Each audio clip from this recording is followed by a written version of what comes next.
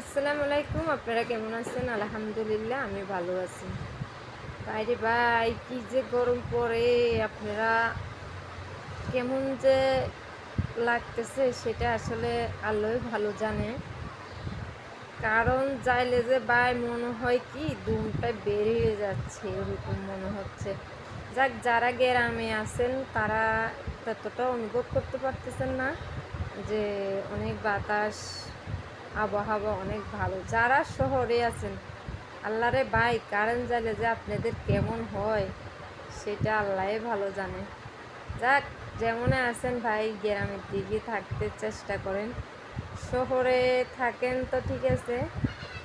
বেশি দিন আগে আমার নানা দাদা দাদিরা যেমন হয়াত পাইছে, আসলে এখনের জগনাত ওই হয়াত আমরা পাবো না মনে হয় না।